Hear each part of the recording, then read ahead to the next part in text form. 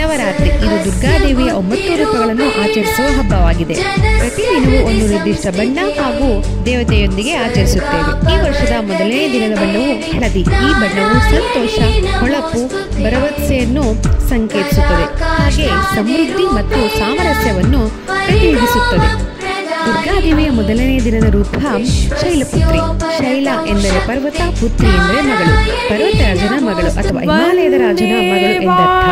ಹಾಗೆ ಸತಿ, ಭವಾನಿ, ಪಾರ್ವತಿ ಅಥವಾ ಹೇಮಾವತಿ ಎಂದು ಕರೆಯಲಾಗುತ್ತದೆ. ಬ್ರಹ್ಮ, ವಿಷ್ಣು ಮತ್ತು ಶಿವನ ಶಕ್ತಿಯ ಮೂರ್ತ ರೂಪ. ಅವಳು ಗೂಳಿಯ ಮೇಲೆ ಸವಾರಿ ಮಾಡುತ್ತಾಳೆ ಎಂದು ಹಾಗೂ ಎರಡೂ ಕೈಗಳಲ್ಲಿ ತ್ರಿಶೂಲ ಮತ್ತು ಕಮಲವನ್ನು ಹಿಡಿದಿದ್ದಾಳೆ ಎಂದು ಹಾಗೂ ಹಣೆಯ ಮೇಲೆ ಅರ್ಧಚಂದ್ರ ಹೊಂದಿದ್ದಾಳೆ ಎಂದು ಹೇಳಲಾಗುತ್ತದೆ. ಹಾಗೂ ತನ್ನ ಭಕ್ತರಿಗೆ ಅಡೆತಡೆಗಳನ್ನು ನಿವಾರಿಸುವ, ಸಮೃದ್ಧಿಯನ್ನು ನೀಡುವ ದೇವಿ ಎಂದು ನಂಬಲಾಗುತ್ತದೆ. Thank you all. Like, share, subscribe my channel.